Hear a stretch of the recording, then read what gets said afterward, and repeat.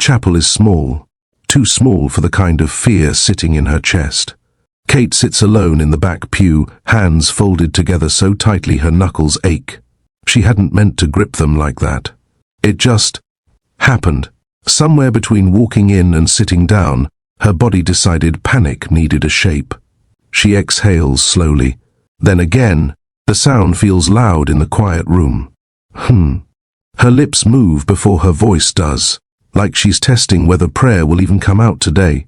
Please, she whispers, barely louder than the hum of the lights overhead. Please, just let her live. The words feel thin the moment they leave her mouth, fragile, like they might break if she tries to say them again. She swallows. Her hands tremble now, not violently, just enough that she notices. Just enough that it scares her. Kate lowers her head, staring at the wooden floor between her shoes.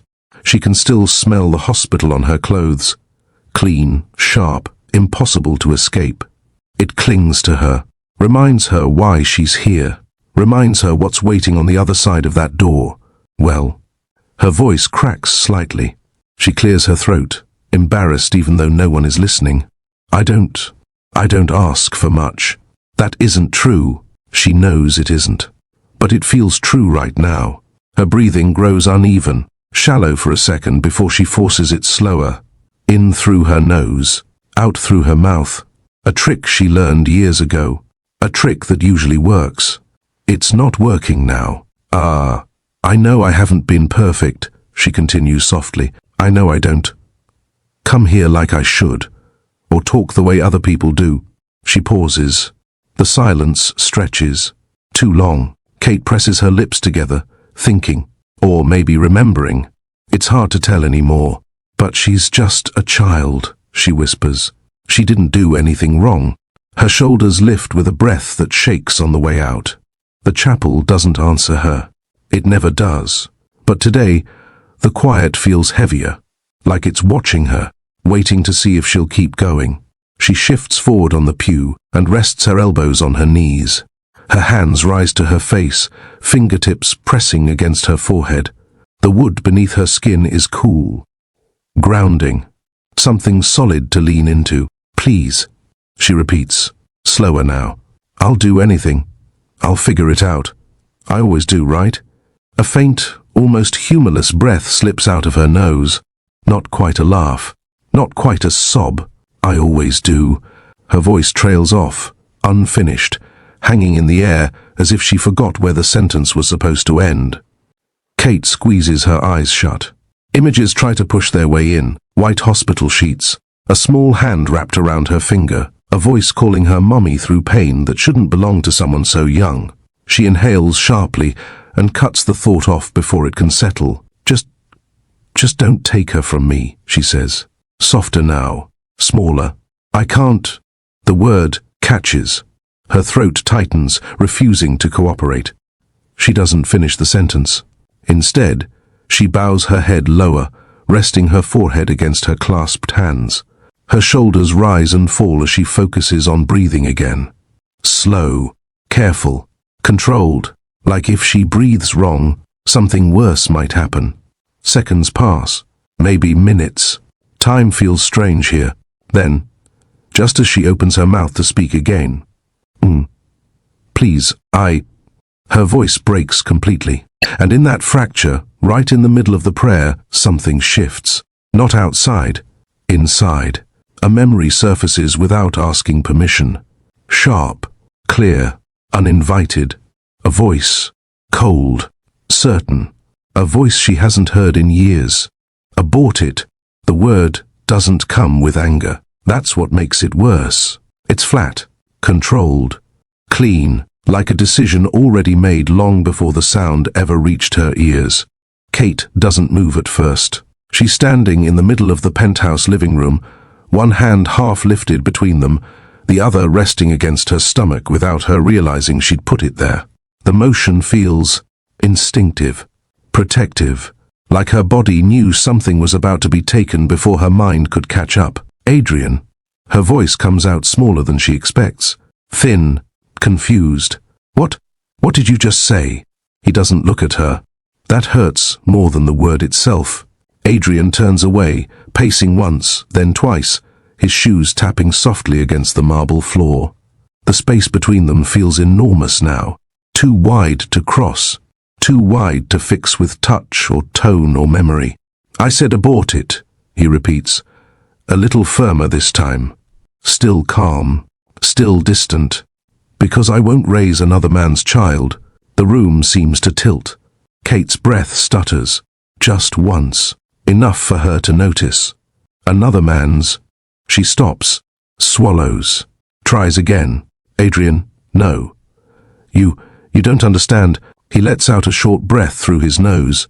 Not a laugh, something close to disbelief. I understand perfectly, he says. I've seen the proof. Her heart slams hard against her ribs. The proof? She echoes, her mind scrambling, racing through days and conversations and moments, trying to find the missing piece. What proof? He finally turns to face her. His eyes are different, colder, guarded, like something fragile inside him has already been locked away for safety. You don't need to pretend anymore, he says. I know. Kate shakes her head slowly, instinctively, before she even knows what she's denying. No, you don't. Adrian, listen to me. She takes a step toward him. He steps back. The movement is subtle, but it lands like a blow. Her hand drops to her side. Her fingers curl inward, empty. I'm pregnant, she says, the words rushing out now, urgent, desperate to be understood. I didn't plan it, but I'm not lying to you. The baby is yours. It's yours. Silence crashes down between them. For a moment, just a heartbeat, she thinks maybe something will change, that he'll soften. That recognition will flicker across his face. It doesn't. Instead, his jaw tightens. Abort it, he says again. This time, the word echoes. Kate feels it in her chest, in her throat, in the space just behind her eyes where tears threaten but don't fall yet. You can't mean that, she whispers. You can't just say it like it's nothing. He rubs a hand over his face, turning away once more. I'm not saying it's nothing. I'm saying it's necessary. Necessary.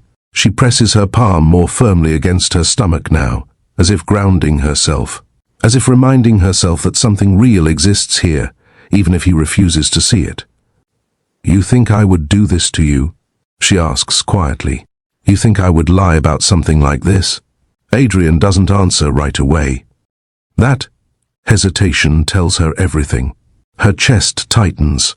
Her breathing grows shallow again, uneven. She forces herself to slow it, even as panic creeps in. I loved you, she says. The admission slips out before she can stop it. Raw, unfiltered. I trusted you. He finally looks at her then. Just briefly. I thought I trusted you too, he replies. The words land heavy.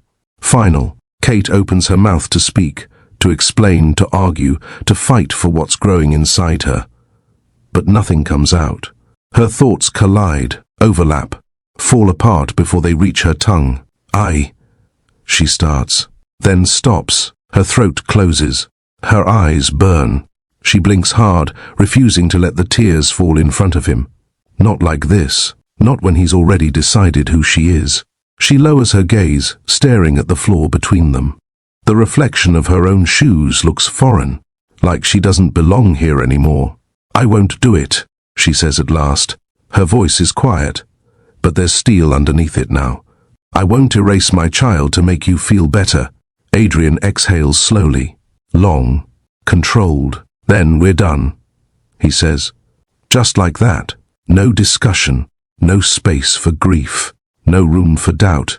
Something inside Kate breaks, not loudly, not all at once, but deep enough that she knows she won't ever be the same. She nods once, a small movement. Almost respectful. Okay, she whispers. She turns toward the door, her steps steady even though her legs feel weak. Every instinct in her body screams to stop, to beg, to reach for him one last time. She doesn't. Her hand rests over her stomach again as she walks away, fingers splayed protectively as if shielding the life inside her from the man who refused it. Behind her, Adrian says nothing. The door closes with a soft click, and in that moment, standing alone in a hallway that suddenly feels too quiet, Kate realizes something terrifying. She's on her own, completely. There's a pause here, not the kind that fills itself, the kind where the air feels thin and your chest tightens a little, even if you don't know why yet. Because here's the question that refuses to stay quiet. What kind of man looks at the woman he says he loves, looks at her standing there, scared, honest, carrying life, and tells her to erase it? What kind of man does that? Then walks back into her life 5 years later. Kate doesn't know the answer yet, not fully. All she knows, standing there in the present, outside a hospital room she's afraid to enter, is that time doesn't bury truth. It just waits. And here's the part that makes her breath hitch again. What happens when the children he never wanted look exactly like him? There's a beat, a quiet one. Because this isn't just about regret. It isn't just about money or pride or power. It's about what surfaces when lies finally run out of places to hide. It's about what breaks and what shifts. And if you stay, if you really stay, you'll see how the balance changes when the truth walks into the room on 2 small pairs of feet. So, well, welcome back to Mr. Austen Love and Story Tales, where life's hardest lessons don't come wrapped in comfort. They come wrapped in unforgettable stories. Let me ask you something. Have you ever wondered what happens when 2 worlds collide? When wealth meets humility? When love meets fear? When secrets press so hard against the surface that silence can't hold them anymore? Yeah, this is one of those stories. If you've ever loved someone who didn't fully believe you, if you've ever had to choose strength when begging would have been easier, or if you've ever carried a truth alone, hoping one day it would finally be seen, take a second. Breathe with me. And before we go any further, go ahead and subscribe to the channel, like this video, and drop a comment. It helps these stories reach the people who might need them most. And it tells me you're here for the long road, not just the easy parts. Alright, let's go back. Because 5 years ago, everything fell apart. And Kate didn't know yet that the moment she walked away was only the beginning. The memory releases her slowly, not all at once. Kate opens her eyes. She's back in the chapel, breath caught halfway in, like her body forgot how to finish it. She lets the air out carefully, quietly, afraid that if she exhales too hard, something inside her might collapse. She straightens a little, wiping her palms against her jeans before realizing there's nothing on them. Just nerves, just sweat, just fear with nowhere to go. Well, she murmurs under her breath, almost to herself. Okay, the word doesn't mean anything. It's just something to say so she doesn't fall apart right there. She stands, legs stiff at first, then steadier as she takes a step toward the door. The chapel creaks softly behind her as she leaves, like it's exhaling too. The hallway outside is quiet. Too quiet for a place where so much hangs in the balance. Kate stops just short of the hospital room door. This is it. On the other side, machines hum softly.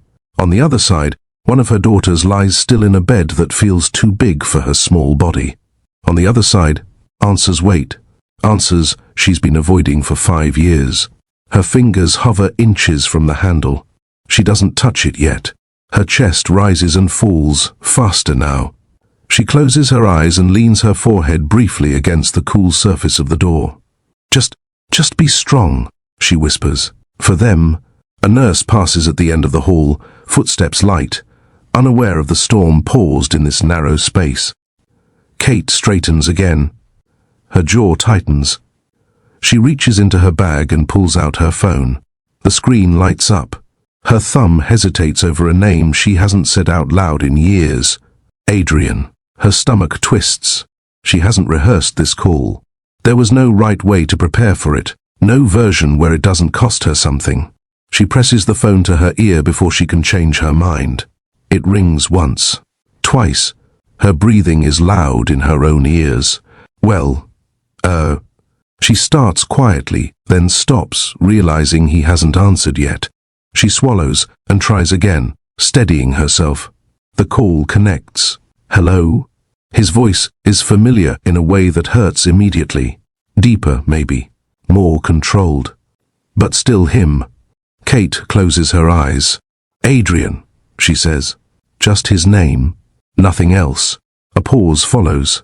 Stretched thin. Fragile. There's silence on the other end. Not a hang-up. Not confusion. Recognition. Kate, he replies. Cautious now. Guarded. Is something wrong? She almost laughs. Almost cries. Yes, she thinks. Everything is wrong. But she doesn't say that. I wouldn't call if there was another way, she says instead, voice low, careful. I need your help. Another pause. Her grip tightens on the phone as she waits, heart pounding, every second pulling her closer to something she can't undo. Behind the door, a machine beeps softly. Kate opens her eyes and stares at the handle again, because whether Adrian knows it yet or not, the past is already walking toward him. And this time, it isn't asking for permission. Kate ends the call without saying goodbye. She lowers the phone slowly, like it weighs more than it should. Her reflection stares back at her from the dark screen for a brief second. Tired eyes, tight mouth, a woman holding herself together out of habit more than confidence. Well, she breathes, barely audible. That's done. Her hand trembles as she slips the phone back into her bag. She notices it this time, doesn't fight it, just lets it be what it is. Fear, not the sharp kind, the waiting kind. She finally presses the door handle and steps inside. The room is dim, quiet except for the soft rhythm of machines doing work she wishes she didn't need them to do. One of the twins lies still beneath white sheets, chest rising and falling shallowly. Too shallow. Kate moves to the bedside immediately, fingers wrapping gently around a small hand. I'm here, she whispers. Mommy's right here. Her daughter doesn't stir. Kate leans closer, brushing her thumb across warm skin, memorizing the feel of it as if that could somehow protect it. Her throat tightens again, but she keeps her voice steady. You're so strong, she murmurs. Just hang on a little longer, okay? Time stretches. Minutes pass. Maybe more. It's hard to tell. Then, footsteps.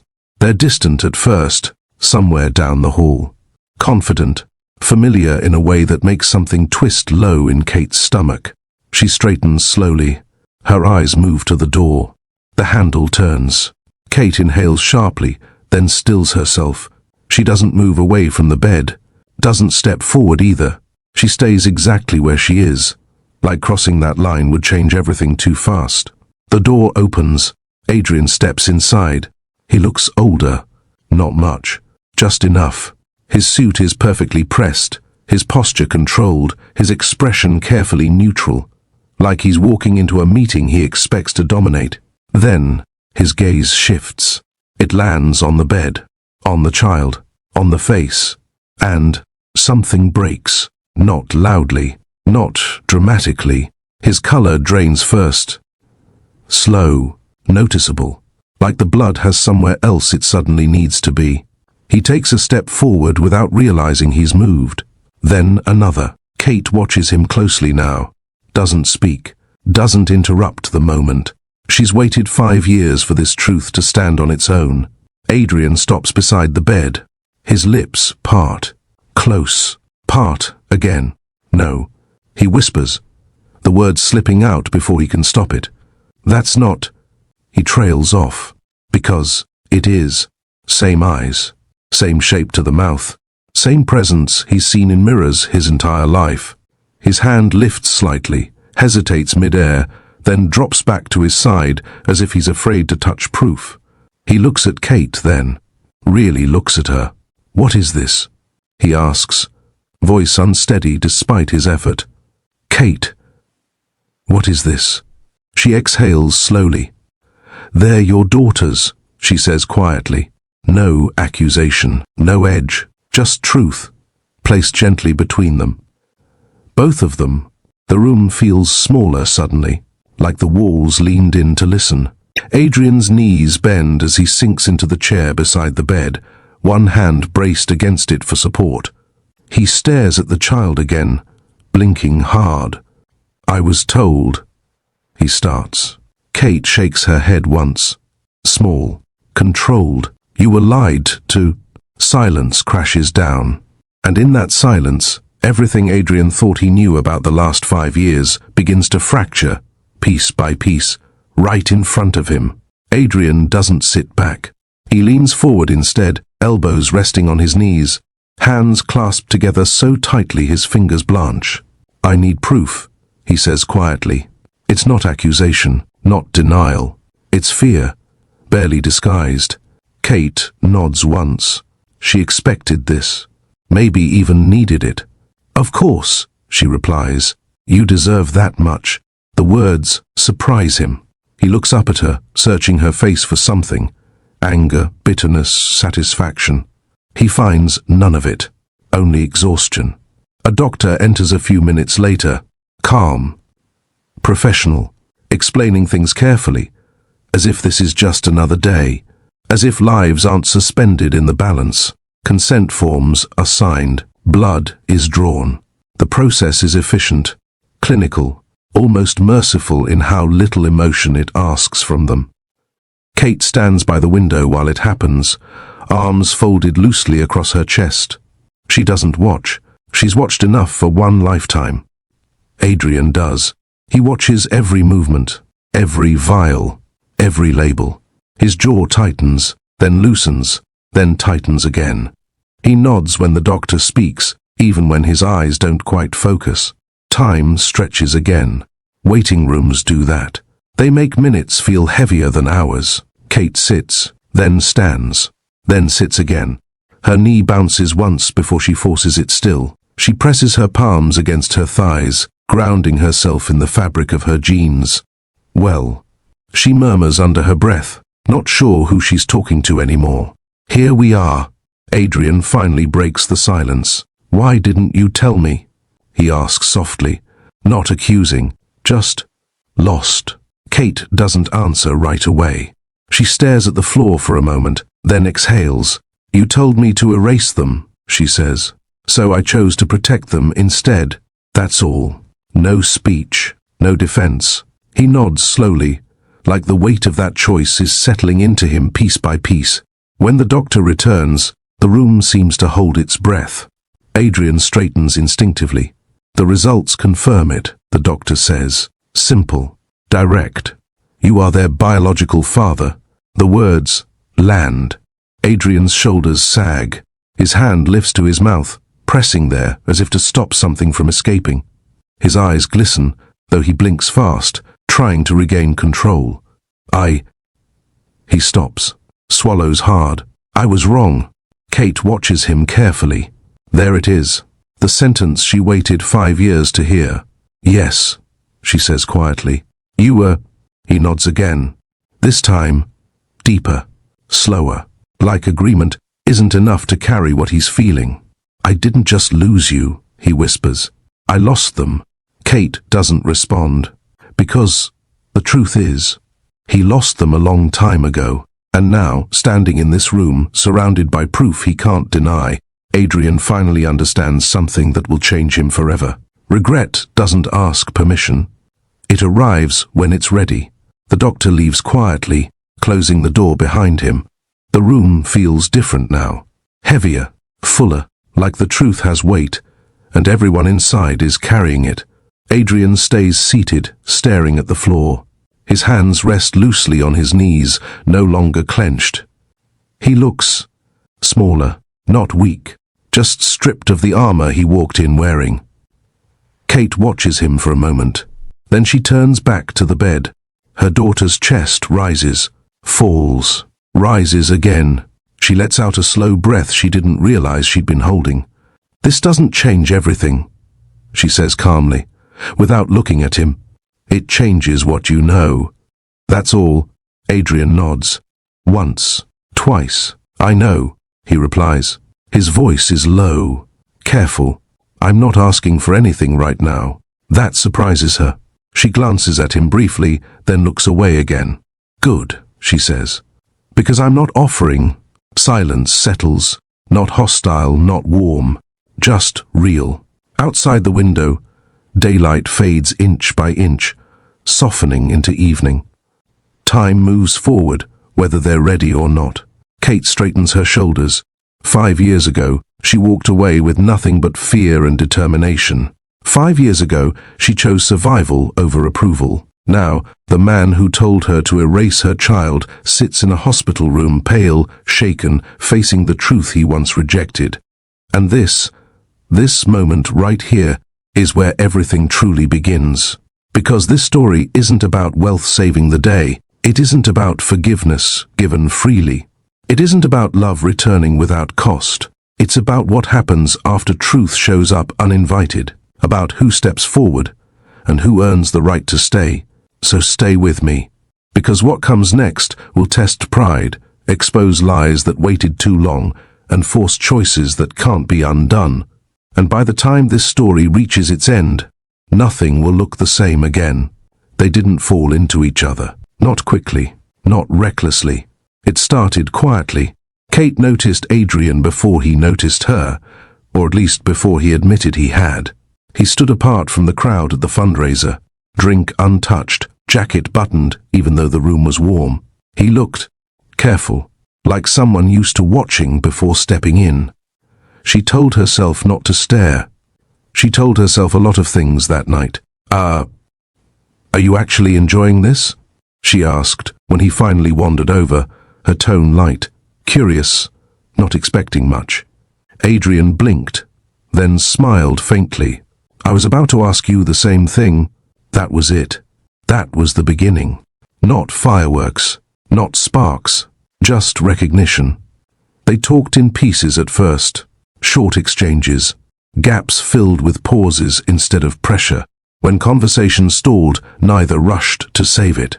That felt new to Kate, safe even. He listened more than he spoke. That stood out. So, he said at one point, hesitating slightly, what do you do when you're not here? Kate shrugged. I work. I survive. Depends on the day. She expected a follow-up. Something awkward, something loaded. It didn't come. Instead, he nodded slowly, like he understood more than she'd said out loud. He replied. That makes sense. She studied him then, really looked. There was curiosity in his eyes, but not hunger, not entitlement, just interest, like he wasn't trying to take anything from her. They met again days later. Coffee this time, neutral ground, no expectations. Kate arrived early. She always did. Habit from a life where being late cost more than embarrassment. Adrian showed up on time. Exactly on time. They talked about nothing important. Weather, books, places they'd never been but thought about sometimes. The conversation drifted, paused, restarted. Comfortable in its own uneven rhythm. When silence fell, it didn't feel like failure. It felt like space. And somewhere between the second coffee and the third almost laugh, Kate felt it. Hope, not loud, not reckless, just there. The differences showed themselves slowly. Not in what Adrian said, but in what he didn't have to think about. He never checked prices. Not once. Menus didn't make him pause. Parking tickets were annoyances, not problems. When his phone buzzed, it was assistants, not creditors. Kate noticed. Of course she did. She just didn't comment. One evening, they walked through the city after dinner. Adrian talked about a deal that had gone well, something he'd been negotiating for weeks. He sounded pleased, but not proud, like success was expected, not celebrated. Kate listened, nodding, hands tucked into her coat pockets. Sounds like a relief, she said. It is, he replied, then hesitated. You don't talk much about your work. She shrugged slightly. It's not exciting. That doesn't mean it's not important. The words landed gently, unexpectedly. Kate glanced at him, studying his face for signs of performance. She didn't find any. "Well," she said slowly, choosing honesty without invitation, "my work keeps the lights on. That's exciting enough for me." He nodded. No judgment, no pity, just acceptance. Still, the imbalance lingered. When her car made a strange noise, Adrian offered to have it looked at immediately. She declined, not sharply, just firmly. "I'll handle it," she said. He watched her for a moment, then said, "Okay." That mattered. But late at night, alone, Kate thought about the way his world moved smoothly, while hers resisted every step. She wondered how long two different speeds could walk side by side without one pulling the other off balance. She didn't voice that fear, not yet. For now, she allowed herself to enjoy the ease of his presence, the way he never rushed her, the way he remembered small details, the way he looked at her like she wasn't a problem to solve. And Adrian, though he didn't say it, felt something unfamiliar too. She didn't need him. And somehow, that made him want to be there even more. Kate didn't talk about her past, not because it was dramatic, not because it was tragic, because it was hers. When Adrian asked questions, she answered, but only the kind that stayed on the surface. Where she grew up, what she liked, what she avoided. The rest sat behind her eyes, locked away, protected by habit. One evening, they sat on his balcony, city noise drifting up in low waves. She rested her arms on the railing, staring out at the lights, quiet longer than usual. "You disappear sometimes," Adrian said gently. Kate stiffened just a little. "Not enough to be obvious, enough to feel." "Hmm?" She replied, buying time. "Like you're here," he continued, choosing his words carefully, "but also somewhere else." She exhaled through her nose, not annoyed, just seen. "Well," she said slowly, "I learned early not to hand everything over all at once." He nodded, accepting the boundary without pushing against it. "That makes sense." She glanced at him, surprised again by how easily he let things be unfinished. Adrian, on the other hand, needed to be different. Different from the men she'd learned to brace against. Different from the assumptions she carried quietly. Different from the world that taught her to expect disappointment. "I'm not like that," he said once, almost without thinking. Kate turned to him, eyebrow raised slightly. "Like what?" He hesitated, shifted his weight. "Like someone who disappears when things get hard." She studied him for a long moment, then looked away again. "Everyone says that at the beginning," she replied calmly. The truth stung. He didn't hide it. "I know," he said. "That's why I want to prove it." That word, prove, sat between them, heavy and hopeful all at once. Kate didn't respond. She didn't need to, because she wasn't asking for proof yet. She was watching. It happened quietly, not all at once, not in a single moment she could point to later. Love crept in during ordinary things. Shared meals where conversation drifted and circled back. Walks that went longer than planned. The way Adrian remembered how she took her coffee. The way Kate noticed when he was tired before he admitted it himself. Still, trust lagged behind. She cared for him before she believed in permanence. Before she allowed herself to imagine stability as something real instead of theoretical. One night, as they lay side by side, not touching, just close enough to feel warmth, Adrian spoke into the dark. "Do you think this could last?" he asked softly. Kate didn't answer right away. She stared at the ceiling, listening to his breathing, steady and unaware of how much weight the question carried. "I think," she began, then stopped, reconsidered. "I think some things are worth being careful with." He turned toward her slightly. "Is that a yes or a no?" She smiled faintly, though he couldn't see it. "It's a maybe that hasn't been broken yet." Adrian let out a quiet breath, not disappointed, thoughtful. "I can live with that," he said. And in that moment, without promises, without guarantees, something settled between them. Love, still fragile. Trust, still forming. But for the first time in a long while, Kate allowed herself to stay instead of preparing to leave. And Adrian, believing fully in the version of himself he wanted to be, stayed right there with her, certain that patience would be enough. Neither of them knew yet how quickly that belief would be tested. Kate meets Margaret Hale on a Sunday afternoon. Adrian calls it a casual lunch, just a visit, nothing heavy. Kate doesn't believe him, but she agrees anyway. Margaret opens the door herself. "Oh," she says warmly, smile already in place. "You must be Kate." Her voice is smooth, pleasant, practiced. Kate returns the smile automatically. "Yes, ma'am. It's nice to finally meet you." Margaret steps aside, gesturing them in. "Please, call me Margaret." The apartment is immaculate, not cold, just controlled. Everything sits exactly where it belongs. Nothing out of place, nothing accidental. Kate notices it immediately. Margaret notices Kate noticing. "Well," Margaret says lightly, glancing between them, "Adrian has told me so much about you." Adrian shifts beside Kate, just slightly. "Mom," Margaret chuckles. "Only good things," she adds quickly. "Come, sit. You must be hungry." At the table, Margaret pours tea herself. Steady hands, careful movements. She watches Kate over the rim of the cup, not staring, not obvious. Assessing. "So," Margaret says after a moment, folding her napkin neatly on her lap, "what do you do, dear?" Kate feels the question before she hears it. "I work," she answers calmly. "I take care of myself." Margaret smiles again, nods slowly.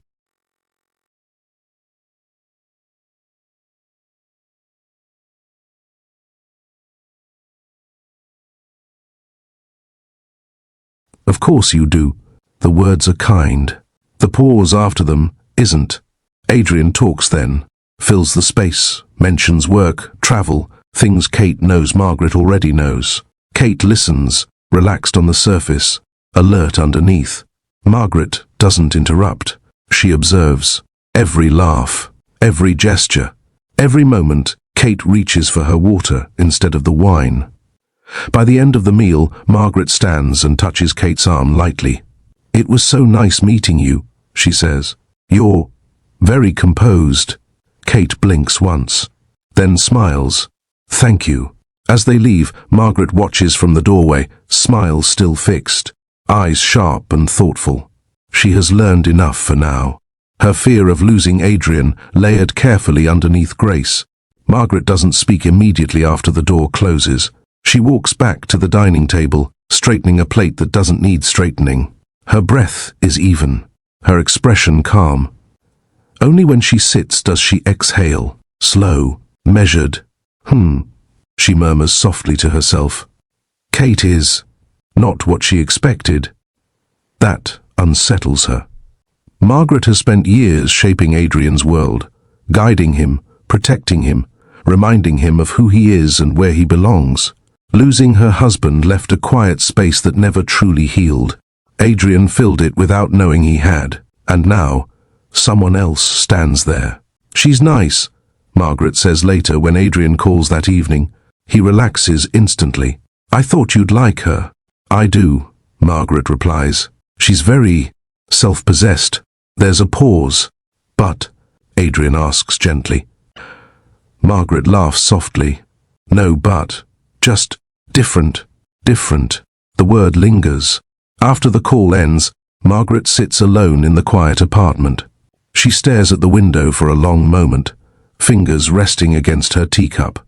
Kate doesn't ask for help, doesn't seek approval, doesn't need saving. That's the problem. Margaret's fear isn't loud. It doesn't rush. It settles. If Adrian doesn't need her the way he used to, if someone else becomes the center of his loyalty, well, Margaret whispers quietly, her voice steady but thin, "We'll just have to be careful." She doesn't mean harm. She means preservation. And in that careful thought, unspoken, almost gentle, the first seed is set, about Kate's background and her place. Margaret doesn't voice her concerns right away. She lets them settle. Over the next few weeks, she asks questions that sound harmless on the surface. Curious even. The kind of questions people ask when they're trying to be polite. So, she says one afternoon when Adrian mentions Kate's work in passing, "Is that something long-term?" Adrian pauses. "It's what she does." Margaret hums softly. "Of course. I just meant, does it give her flexibility?" "Flexibility for what?" he asks. "Well," she hesitates delicately, "for the kind of life you're building." The sentence lands gently, almost invisible. Adrian frowns slightly, but lets it go. Later, when Kate isn't around, Margaret comments on things she noticed but never criticized directly. "She seems very independent," she says. "That's admirable. Sometimes independence can make compromise difficult." Or, "She carries herself like someone who's had to fight for space.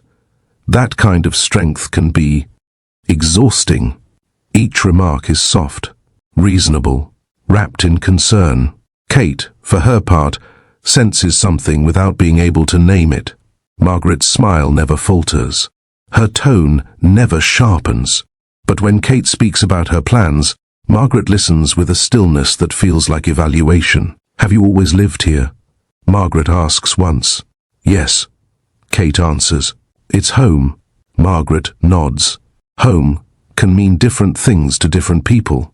Kate smiles politely, unsure what to say. There's no accusation to defend against, no open tension to push back on. Just the quiet sense of being measured against an invisible standard she didn't agree to. And somewhere, slowly, Margaret begins to believe something she hasn't admitted even to herself. Kate isn't temporary, which means Margaret might be. The shift is subtle, not enough for Adrian to notice, not enough for Kate to name. But the audience feels it. Margaret begins watching more closely, listening for tone, tracking reactions, noting where Adrian softens, where he leans in, where his attention drifts. When Kate laughs, Margaret smiles too, but her eyes linger a fraction longer than necessary. When Adrian defends Kate casually, Margaret files it away. One evening, after Kate leaves early for work, Margaret speaks carefully into the quiet space Adrian leaves behind. "She's very convincing," she says lightly. Adrian looks up. "Convincing?" "Yes," Margaret continues, "about who she is, what she wants. People who've had to survive learn that skill early." He stiffens slightly. "What are you saying?" Margaret raises a hand gently. "Nothing. Just be aware. Awareness, not accusation. That's how the crack forms. Not loud enough to shatter anything yet. Just wide enough to let doubt breathe." Kate feels it later, weeks after, standing beside Adrian as he scrolls through his phone, distracted longer than usual. "Everything okay?" she asks. He hesitates. "Just a second. Yeah, just tired." She nods, accepting the answer, but something settles uneasily in her chest. Trust is still forming. Love is still young. And somewhere, quietly, something has been nudged out of alignment. Margaret sits alone that night, hands folded neatly, eyes thoughtful. She hasn't done anything wrong. Not yet. But the line has been crossed, the one where concern becomes action, where fear asks to be protected at any cost. And though no one can see it yet, the ground has already begun to shift. The message arrives late. Too late for casual conversation. Too early for sleep. Adrian is alone in his living room, jacket draped over the back of a chair, phone resting face up on the table beside him. He's halfway through loosening his tie when the screen lights up. "Mom." He exhales softly. Lets it ring once before answering. "Hey," he says. "Everything okay?" There's a pause on the other end. Not long, just long enough to feel prepared. "Adrian," Margaret says quietly. "I didn't want to call tonight, but I need you to see something." His hand stills at his collar. "See what?" Another pause. A breath drawn in carefully. "I wouldn't bring this to you unless I was sure," she says. "I didn't want to believe it myself." His stomach tightens. "Mom," he says gently, "you're worrying me." "I'm sorry," she replies quickly. Please, look at what I sent." The phone vibrates. Adrian glances down. A video file. He hesitates before opening it. Just a second. Enough for instinct to whisper don't. Enough for habit to override it. He presses play. At first, it's grainy, slightly off angle, like it wasn't meant to be filmed openly. Then, the image sharpens. Kate, or someone who looks exactly like her. Same hair, same profile, same laugh he recognizes instantly, even before he realizes he's holding his breath. A man stands close to her, too close, his arm around her waist, her body leaning in. Adrian's chest tightens. No. He mutters under his breath. The angle shifts. The figures move. A voice, male, unfamiliar, says her name softly. Kate's name. The sound hits him harder than the image. His thumb hovers over the screen, frozen between disbelief and denial. This isn't... He starts aloud, then stops. The video ends. Silence fills the room, thick and heavy. Adrian sits down slowly, phone still in his hand, heart pounding in a way that feels wrong. Too fast, too loud. He plays it again, and again. Each time, the details sink deeper. The timing, right when Kate said she was working late. The location, vaguely familiar, just enough to feel real. Precision. Whoever made this knew exactly where to aim. Tears used as credibility. Adrian drives to Margaret's apartment without realizing he's decided to go. By the time he knocks, his hands are cold. Margaret opens the door immediately, as if she's been standing there waiting. "Oh, Adrian," she says, voice already thick. She steps back to let him in. He doesn't hug her. He barely looks at her as he walks past, phone clenched tightly in his hand. "Tell me this isn't real," he says, turning to face her. His voice is steady, but only because he's forcing it to be. Margaret's eyes glisten. "I prayed it wasn't," she replies softly. "I really did." She sits slowly, carefully, as if her strength might give out if she moves too fast. Adrian remains standing. "When did you get this?" he asks. She dabs at her eyes with a tissue she already has ready. "A few days ago. Someone sent it anonymously. I didn't know what to do. Why didn't you come to me right away?" Margaret looks up at him, hurt flickering across her face. "Because I didn't want to destroy what you have. I thought maybe there was an explanation." She pauses, lets the silence work. "But then I watched it again," she continues, voice trembling just enough. "And I saw the way she looked at him." Adrian's jaw tightens. "She doesn't look at me like that," Margaret adds quietly. "Not when she thinks no one is watching." The words slide into place effortlessly. Adrian runs a hand through his hair, pacing now. "This could be fake," he says. "People can make anything look real." Margaret nods quickly. "I know. That's what I told myself too." She stands and moves closer, placing a hand lightly on his arm. Her touch is familiar, grounding. "I just don't want you hurt," she whispers. "You've always trusted so deeply. Just be careful." A tear slips free. Just one. It's enough. Adrian closes his eyes briefly, breathing out through his nose. When he opens them again, something has shifted. The seed planted weeks ago has found water. Adrian doesn't sleep that night. He lies on his back, staring at the ceiling, phone resting on his chest like a weight he can't push away. Every time he closes his eyes, the image reappears. Kate's face, that angle, the way her body leaned. He exhales slowly. Then again, "This doesn't make sense," he whispers into the dark. Because it doesn't. Not with what he knows.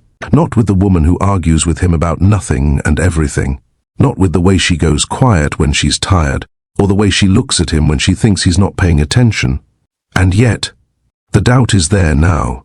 It creeps in through the cracks his mother named but never forced open. The old warnings. The quiet lessons passed down without ceremony. People from different worlds want different things. Affection can be a means. Trust should be earned carefully. Adrian sits up, rubbing his face with both hands. He mutters, breath uneven. "Come on." He replays the video again, slower this time. Frame by frame, he tells himself to look for flaws, for signs, for something that proves it isn't real. but the timing fits too well. The moments Kate said she'd be late.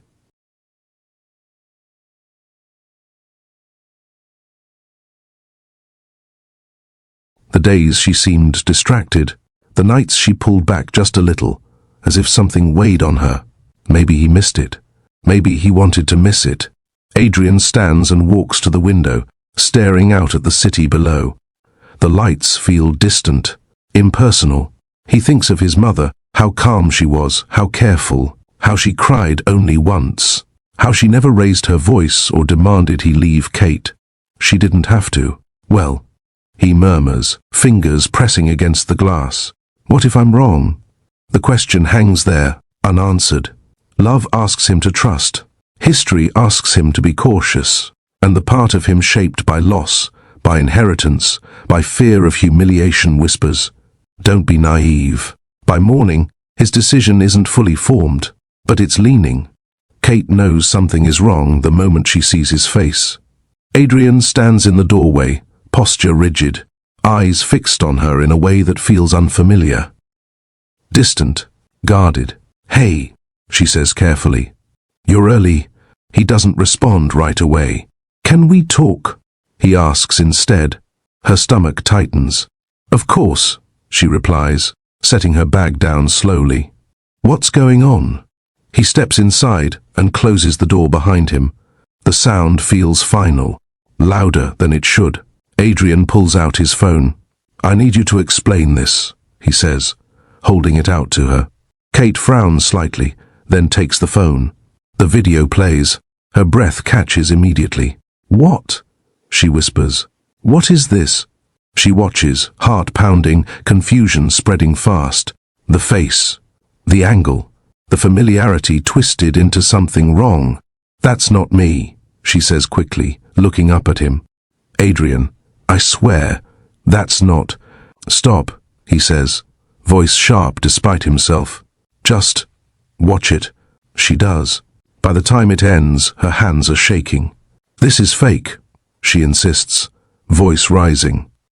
I don't know who did this, but it's not real. I've never... When? He interrupts. When did this happen? Kate blinks. What? When? He repeats. Because the timing lines up. You said you were working late. Her mouth opens, closes. Oh my God, she breathes. You think I would do this to you? He doesn't answer. That silence hits harder than any accusation. Kate feels dread settle deep in her chest, cold and heavy. I didn't, she says again, softer now. I wouldn't. Adrian looks away. She steps closer instinctively, then stops herself when he stiffens. I don't know what else to say, she whispers. I don't know how to prove something that didn't happen. Her voice trails off, unfinished, the words slipping away as fear takes their place. Because suddenly, she understands. This isn't about evidence. It's about doubt, and how quickly it's already taken root. The room feels smaller than it did moments ago. Kate stands near the edge of the rug, arms folded tightly across her chest, like she's holding herself together with muscle and will alone. Adrian paces. Once, twice. His steps are sharp, restless, cutting through the silence. This doesn't add up, he says, stopping suddenly. You expect me to just believe you? Kate exhales, slow and controlled. I expect you to know me. He lets out a humorless breath. I thought I did. That lands hard. She flinches before she can stop herself. Just a flicker. Enough. Adrian, she says, voice steady but strained. I didn't do this. I don't know who made that video, but it wasn't me. He shakes his head, not violently, deliberately. You keep saying that, he replies, but everything lines up. Well, then maybe you're lining it up wrong, she snaps, the restraint finally cracking. The words hang between them. Adrian's jaw tightens. Don't turn this around on me. Kate takes a step forward without thinking. I'm not turning anything around. I'm asking you to listen. Listen to what? He fires back. Another explanation? She stops. Her breath catches.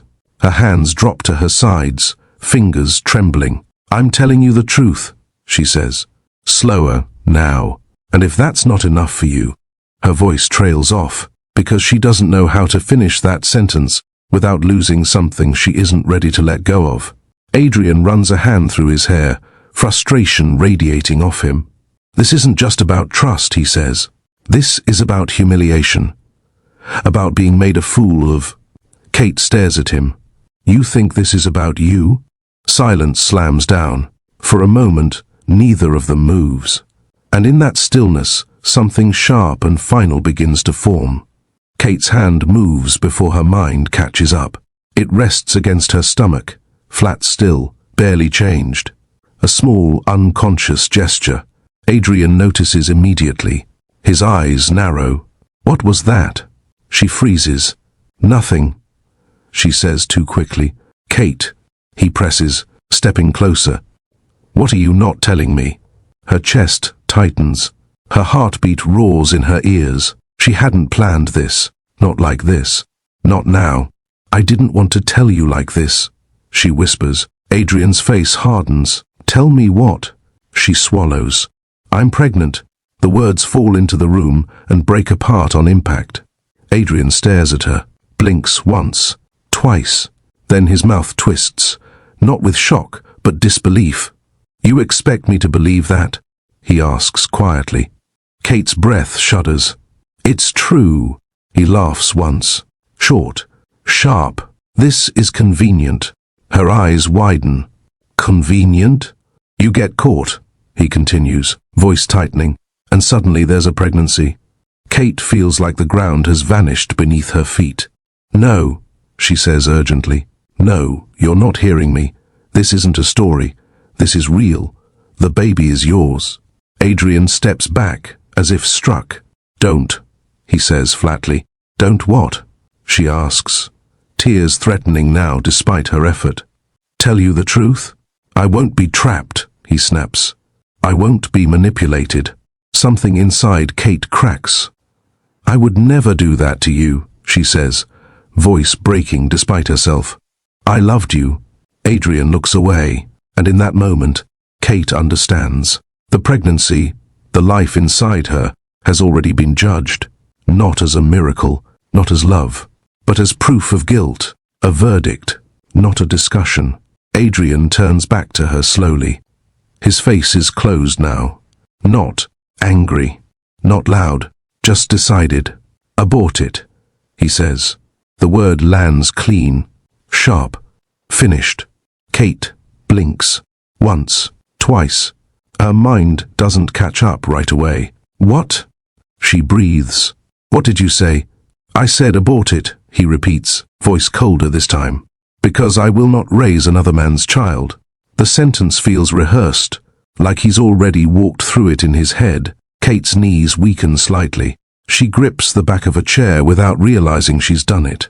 You don't believe me, she whispers. You really don't believe me. Adrian exhales through his nose. I believe what I've seen.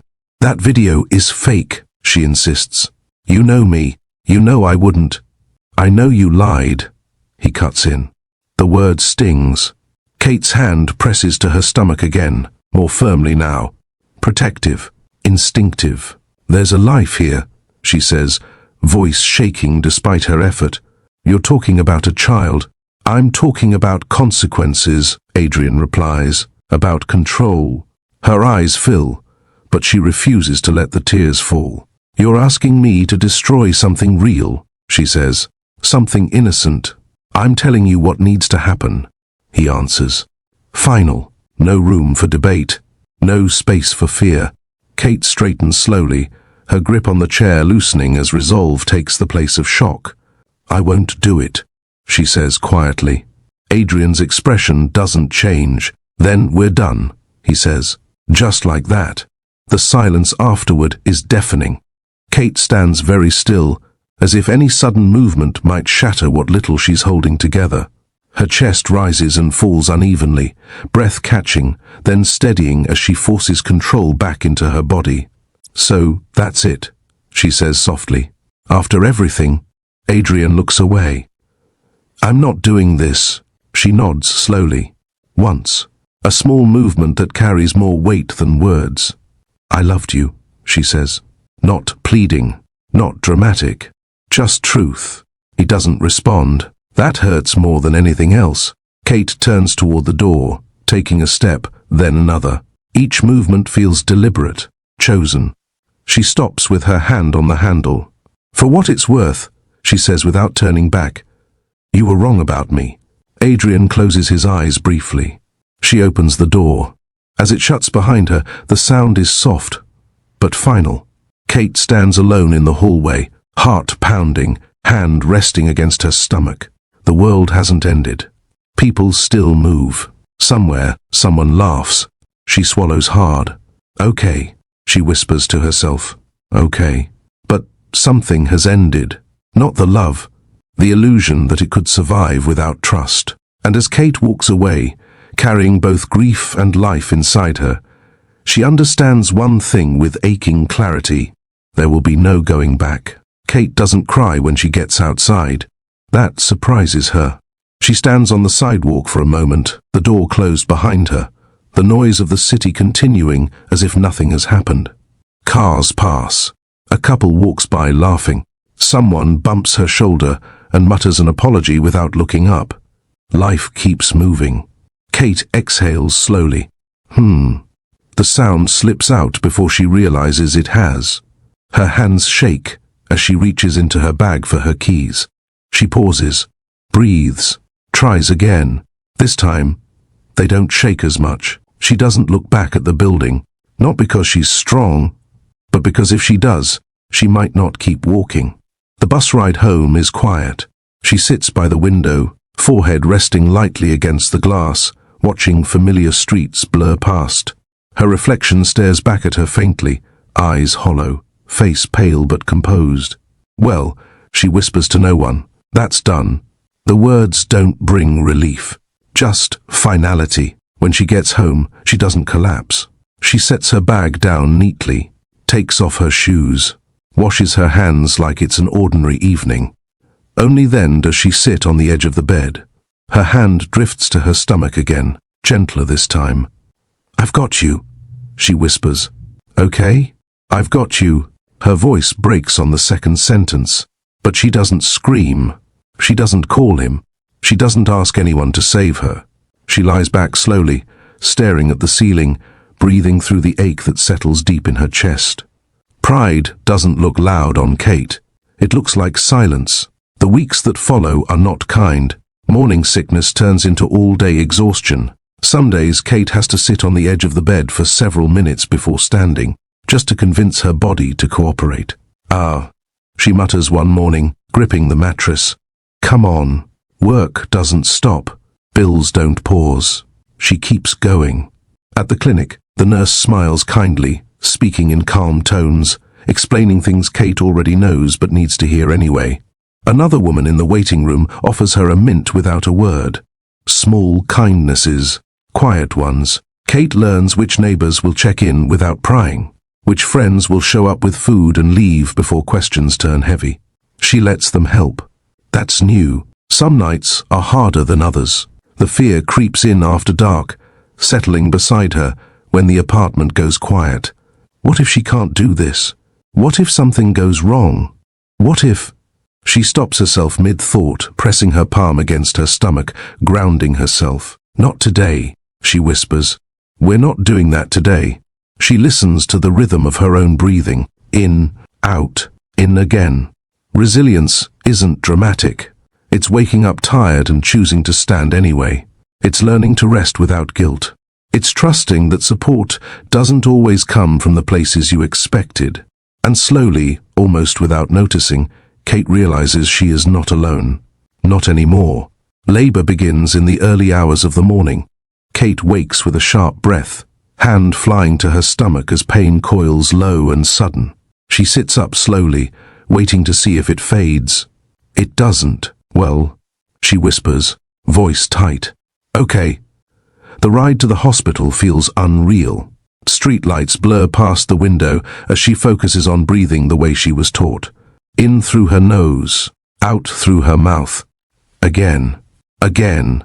By the time she's admitted, exhaustion has already settled deep in her bones. The contractions come hard and close. There's no space to think between them, only endure. She gasps at one point, gripping the side rail. I need a second. You're doing great, the nurse says gently. Kate almost laughs at that. Great isn't how this feels. It feels like breaking open. Hours later, when the room finally stills, two small cries fill the air. Twins. Kate lies back, breath ragged, tears slipping free before she can stop them. They place the first baby on her chest. Hope. Tiny. Warm. Real. Kate sobs then. Quietly. Unashamed. Relief and terror mixing in a way she doesn't know how to separate. Then the second. Grace. Just as small. Just as perfect. Kate studies their faces through blurred vision. They look different, and yet something familiar already hides in their features. A curve of the mouth, the shape of their eyes. Her heart tightens. Joy floods in first, fierce, protective, overwhelming. Then grief follows close behind, because in this moment, this sacred, painful, beautiful moment, there is someone missing. Kate turns her head away briefly, breathing through the ache. I've got you, she whispers to both of them. I promise. And she means it with everything she has left. Kate never calls Adrian. Not after the birth. Not after the names are written down. Not when the twins cry at night and exhaustion presses heavy against her chest. She thinks about it, of course. There are moments, quiet ones, when her hand hovers over her phone. When the urge rises to show him their faces, to let him see what he turned away from. Then she remembers his voice. Abort it. The memory steadies her resolve. Well, she murmurs one night, rocking Hope gently, while Grace sleeps nearby. You made your choice. She doesn't hate him. That surprises her. Hate would be easier, lighter somehow. Instead, she chooses distance. No messages, no updates, no explanations offered to people who wouldn't protect the truth anyway. Kate builds a life that doesn't revolve around proving anything. She learns the twins' rhythms, their cries, the way Hope calms when sung to softly, the way Grace grips her finger like she's afraid to let go. Love grows in the quiet. Strength, too. If Adrian ever learns the truth, it won't be because Kate begged to be believed. It will be because the truth finally demanded space on its own. Kate watches her daughters sleep, chest rising and falling in gentle rhythm. She leans back, eyes closing for just a moment. I chose you, she whispers. Every time. And in that choice, something settles. Not bitterness, not revenge, peace. Hard won, imperfect, and real. 5 years pass quietly, not in a blur, not in a montage. They pass in routines. Kate wakes early now, not because she has to, but because her body learned long ago that mornings belong to responsibility. She moves through her small kitchen with practiced ease, pouring cereal, tying shoelaces, brushing hair while one twin hums and the other asks too many questions before the sun is fully up. Mommy, Hope says one morning, tugging at her sleeve, can I wear the blue shoes today? Kate smiles faintly. The blue ones again? Grace giggles. They're her favorite. Kate exhales softly. All right. Blue shoes. She watches them carefully as they eat. Always watching. Always measuring energy, appetite, mood. Not anxious, just aware. She's built a life that works. Not flashy. Not fragile. Work is steady. Bills are paid. There's laughter in the apartment now. Real laughter. The kind that sneaks up on her while she's folding laundry or rinsing dishes. Still, Kate keeps parts of herself tucked away. She doesn't talk about Adrian, doesn't answer questions about their father beyond what's necessary. He couldn't be here, she tells them gently. But you're loved, always. Some nights, after the twins are asleep, Kate sits alone on the couch, tea cooling in her hands, staring at nothing in particular. She murmurs sometimes, thoughts drifting, then stopping herself before memory gets too loud. She's stable, she's capable, but she's careful. Because stability doesn't mean forgetting. It means surviving with intention. It starts small. Hope doesn't finish her breakfast. Kate notices immediately. "You okay, sweetheart?" she asks lightly. Hope shrugs. "My tummy feels funny." Kate kneels beside her, resting a hand on her forehead. Warm, not alarming. "Let's take it easy today," she says calmly. "Okay." Hope nods, already leaning into her. By afternoon, the color has drained from Hope's face. By evening, she's barely speaking. Kate sits beside her on the couch, one arm around Hope, the other pulling Grace close as well. Her jaw tightens. Her breathing slows on purpose. "Well," she whispers under her breath. "All right." At the hospital, the lights are too bright. The questions come too fast. Kate answers them all. She watches the monitors, watches the nurses' faces. She doesn't panic, not outwardly. Inside, something coils tight and cold. Grace sits quietly in a chair, legs swinging, eyes too big for her face. "Is Hope gonna be okay?" she asks.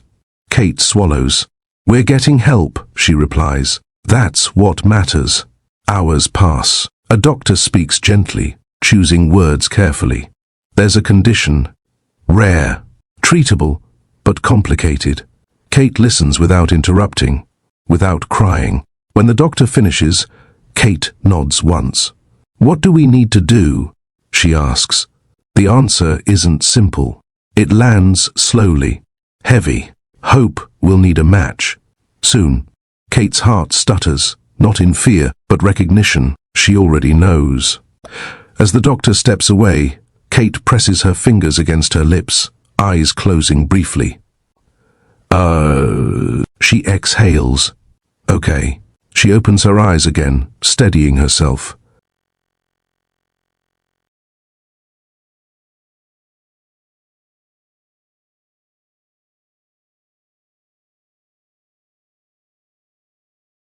Because for the first time in 5 years, the past isn't behind her anymore. It's standing directly in front of her, asking a question she never wanted to answer. An impossible decision takes shape. Kate sits alone in the small consultation room. The chair across from her is empty. The doctor stepped out a moment ago, leaving pamphlets neatly stacked on the table like they're supposed to soften the blow. They don't. Kate stares at her hands resting in her lap. They're steady. That surprises her. She flexes her fingers once, twice, just to check. "Okay," she whispers. "Okay." The words don't mean agreement. They mean stay upright. The doctor returns, closing the door gently behind him, as if sound itself might be too much. "The condition is rare," he says, "but we've seen good outcomes when treatment happens quickly." Kate nods. "And the match?" He hesitates. "Just a fraction." "That's the challenge," he admits. "A close biological match gives us the best chance." Kate inhales slowly, feels it catch halfway in. "So, family," she says. "Yes." The word settles like weight on her chest. She thinks of Grace, sitting down the hall with a volunteer, coloring quietly. Thinks of Hope, pale against white sheets, trying to be brave. "There's no other option?" Kate asks, though she already knows the answer. The doctor shakes his head gently. "We can test registries, but time isn't on our side." Kate looks down again. 5 years. 5 years of silence.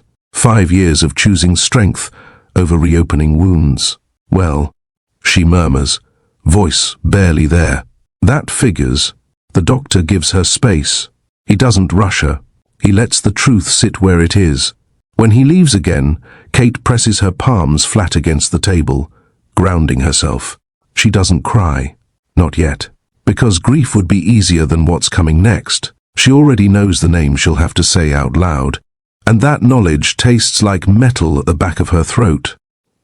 Kate stands in the hallway outside Hope's room. The glass reflects her back at her, older, steadier, carrying lines earned honestly.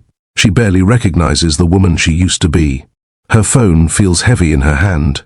She unlocks it, locks it again. She exhales quietly. "Come on." Grace looks up from her chair. "Mummy." Kate softens instantly. "I'm right here," she says.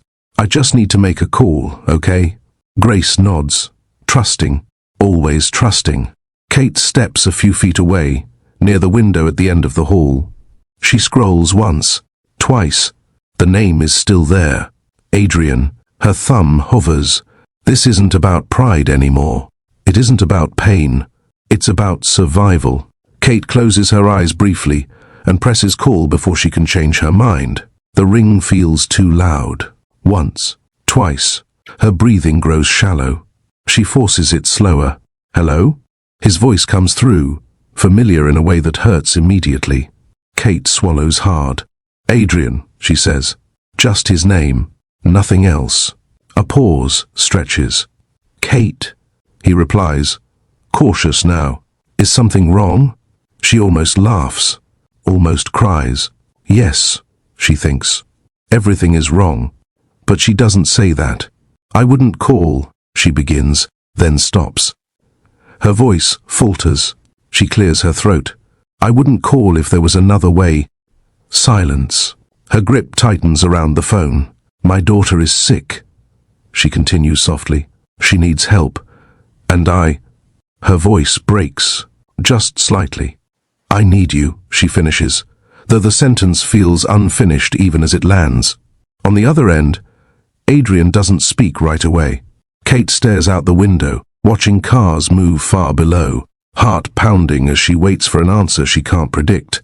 Because once this call is made, there's no going back. Adrian arrives too early. He realizes it the moment he steps inside the hospital and the automatic doors slide shut behind him. The lobby is quieter than he expected, calm in a way that feels wrong when someone is waiting for answers. He adjusts his jacket out of habit, straightens his cuffs, small gestures meant to anchor him. Well, he murmurs under his breath, exhaling slowly. All right. He expects anger. That's what he prepared for during the drive over.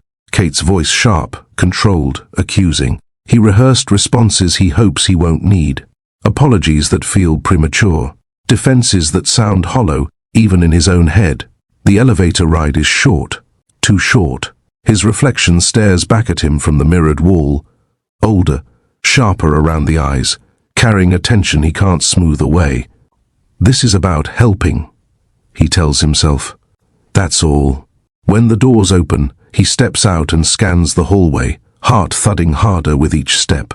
Kate stands near a window at the far end, phone in hand, posture straight, not pacing, not waiting dramatically, just standing there. She looks up as he approaches. Their eyes meet. No greeting follows.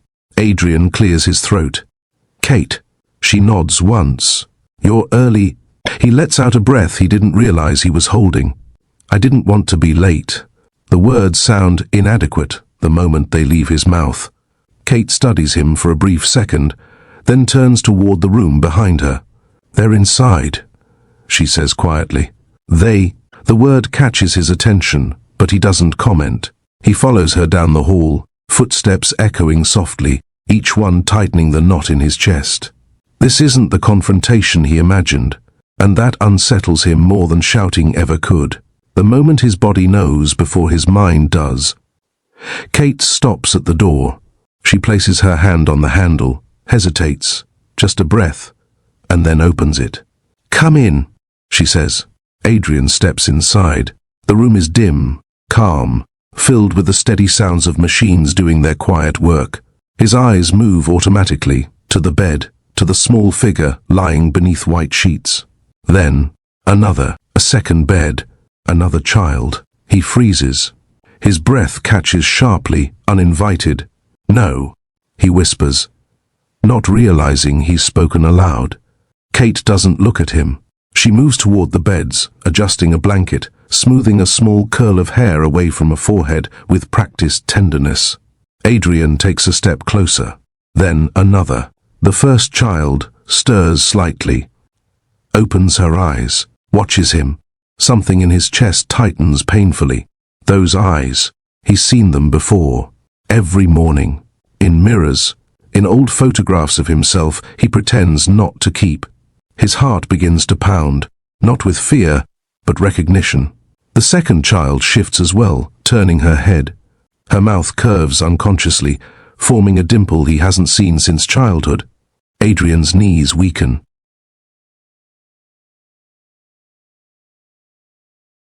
He grips the back of a chair instinctively, steadying himself. This isn't... He starts, then stops. His voice fails him. Kate finally turns to face him. "They're 5, she says quietly. "Both of them." His gaze flicks between the two small faces, the shape of their noses, the line of their brows, the way they watch the room with cautious curiosity. The resemblance is undeniable. Too precise, too complete. Adrian swallows hard. "Oh my God," he breathes. Kate's voice remains steady. Hope and Grace. The names land softly, but they hit him like a weight. He doesn't ask the question. He doesn't need to, because before logic can catch up, before explanations are offered or demanded, his body already knows the truth, and it leaves him pale, silent, unprepared for what comes next. Adrian doesn't sit right away. He just stands there, staring, as if movement might break something fragile. The twins watch him back. Hope tilts her head slightly, studying him with open curiosity. Grace's fingers curl tighter around the edge of her blanket, eyes narrowing just a bit, as if she's already decided to be cautious. Kate notices everything. She always does. "They're tired," Kate says quietly, not to explain, just to fill the silence. "It's been a long day." Adrian nods without looking at her. His attention is fixed. On the way, Hope's brow furrows when she concentrates. On the way, Grace's mouth pulls to one side when she's unsure. On the way, both of them carry themselves, stillness mixed with alertness, like they're always watching for what comes next. He swallows. "I used to do that," he murmurs without realizing it. "That thing with the..." He gestures vaguely toward his face, then lets his hand fall. "When I was thinking..." Kate exhales slowly. "I know." The words are simple, heavy. Adrian finally lowers himself into the chair beside the bed, elbows resting on his knees. He leans forward, careful not to get too close, like proximity itself needs permission. Hope shifts again, eyes flicking toward him. "Hi," he says softly. His voice shakes, just a little. Hope doesn't answer. She just watches him. Curious, calm. Grace turns her face away slightly, then peeks back at him through her lashes. Adrian's chest tightens. The resemblance isn't loud. It doesn't announce itself. It just exists, and no amount of explanation could erase what's right in front of him. He presses his lips together, breathing shallow now, eyes glassy. "This," he whispers. "This can't be coincidence." Kate says nothing. She doesn't need to. The test doesn't take long. It feels like it does, but it doesn't. A nurse comes in with a clipboard, gentle, efficient. Adrian barely hears the instructions. He offers his arm without thinking, eyes never leaving the twins. Kate stands near the window this time, arms crossed loosely. Steady. When it's over, the waiting begins. Adrian sits back, hands clasped together, thumbs rubbing against each other over and over. A nervous habit he hasn't had since he was young. "This is my fault," he says suddenly. Quiet, raw, all of it. Kate doesn't turn. "We'll talk about fault later." The minutes stretch. Machines hum. Somewhere down the hall, a cart rolls past. Then the doctor returns. He closes the door gently behind him. "The results are clear," he says calmly. "You are their biological father." The words land without drama. They don't need it. Adrian's breath leaves him in a rush. He stares at the floor, shoulders sagging as if something heavy has finally been set down but left damage in its place. "I was wrong," he whispers. Kate turns then, meets his eyes. "Yes," she says quietly. "You were..." His face crumples, not loudly, not theatrically, but deeply. His hand comes up to cover his mouth as emotion overtakes control. "I lost 5 years," he says hoarsely. 5 years with them. Kate watches him. There's no triumph in her expression, no satisfaction, only truth. "You didn't lose them today," she replies. You lost them when you chose not to believe me. Adrian nods slowly, tears slipping free now, unchecked. I don't expect forgiveness, he says. I need to help. However I can. Kate looks back at her daughters. That, she says, is the only reason you're here. And in that moment, surrounded by proof he can't deny, by children who carry his face and her strength, Adrian finally understands the weight of what he's done. Not just to Kate, but to himself. Margaret doesn't deny it. That's what surprises Adrian the most. They sit across from each other in her living room, the same room where she once offered tea and reassurance, where she cried carefully and spoke softly about concern. Kate isn't there. That was intentional. I know why you're here, Margaret says quietly, hands folded in her lap. Her posture is composed, but something in her shoulders has softened, collapsed almost. Adrian doesn't raise his voice. He doesn't need to. Did you do it? He asks. A pause stretches. Margaret inhales slowly. Yes. The word lands without drama. She looks at him then, really looks. I was afraid. Afraid of what? Adrian asks, though he already knows. Of losing you, she replies. Her voice wavers, not breaks. Of becoming irrelevant in your life. Adrian exhales through his nose, controlled. So you lied. I protected, she corrects reflexively. No, he says, sharper now. You decided for me. Margaret's lips press together. She nods once, reluctantly. I convinced myself it was necessary. Silence fills the space between them. I cried because it felt real, she admits softly. Not because it was true. Adrian stands. I loved her, he says. And you destroyed that. Margaret looks down. I never meant to hurt the children. You erased them before they existed, he replies. That finally breaks through. Margaret's breath stutters. I didn't know she was pregnant. Adrian's voice is calm, cold. You didn't care enough to ask. Another pause. Margaret nods again, slower this time.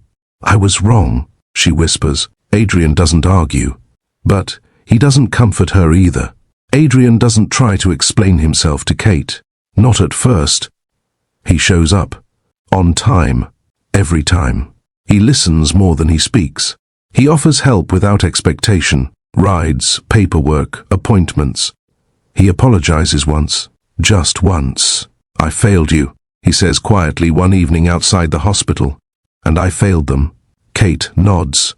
Yes. There's no anger in her voice. No softness either. She doesn't punish him. She doesn't soothe him. She simply doesn't rush forgiveness.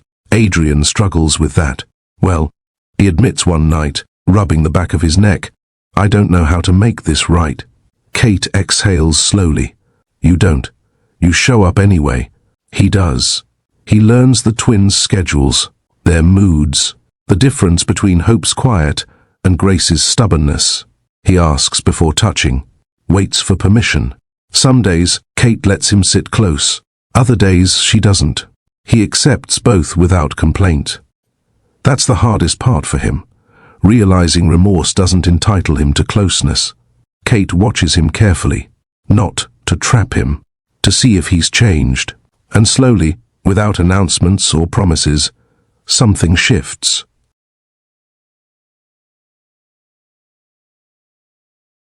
Not love yet. Trust's shadow. Nothing changes all at once. There's no moment where Kate suddenly softens and everything falls back into place. No dramatic reunion. No sweeping declarations. Instead, time does the work. Adrian stays consistent, not impressive, not performative, just present. He sits on the floor with the twins when they play, letting them come to him instead of pulling them close. He learns when Hope needs quiet and when Grace needs space to talk herself through things. Some days Kate watches from the kitchen doorway, arms crossed loosely, saying nothing. Other days, she steps out of the room entirely and lets him handle bedtime on his own. Well, Adrian says once, after a particularly long evening, rubbing his temples, that was humbling. Kate almost smiles. Almost. He doesn't push. When he slips, when frustration flashes too quickly, or impatience creeps in, Kate notices. She always does. But she also notices when he corrects himself. "I'm sorry," he says one night, lowering his voice immediately. "That wasn't fair." Kate nods. "Thank you for catching it. That's how it works now. Boundaries first, trust later." Weeks turn into months. One evening, after the twins are asleep, Adrian and Kate sit on opposite ends of the couch. The space between them feels intentional, not cold. "I don't expect us to be what we were," Adrian says quietly.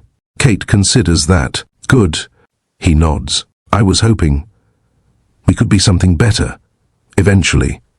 If you decide that..." Kate exhales slowly. "I'm not rebuilding something that collapsed," she says. "I'm watching to see if something new can stand." He accepts that, and for the first time, Kate believes he understands the difference. Love doesn't save them. Truth does. Kate never loses herself trying to forgive. She never shrinks to make space for Adrian's regret. Forgiveness, when it comes, isn't rushed or demanded. It's chosen. Adrian learns something too, something wealth and certainty never taught him. Love without trust is fragile. Pride can sound like protection until it isolates you. And forgiveness is not weakness, it's power, held by the person who was wronged. The twins grow stronger. Health returns slowly, carefully. Hope laughs more. Grace asks questions Adrian doesn't always know how to answer. Kate answers the ones that matter. "Yes," she tells them one night, tucking them in. "Your father is learning." She pauses, chooses honesty. "And so am I." Years later, when the house is quiet and the past no longer feels sharp, Kate sits by the window with a cup of tea cooling in her hands. Adrian stands nearby, not touching, not intruding. "Well," she murmurs softly, more to herself than anyone else, "we made it here. Not perfect, not painless, but real." And that's the lesson this story leaves behind. Love doesn't heal lies. Truth does. And when love is chosen again, slowly, carefully, with eyes open, it can rebuild what was once broken. Not the same way, but strong enough to last. If you enjoy American Love Stories, please consider subscribing and comment what you need next. And love you all from Mr. Austin.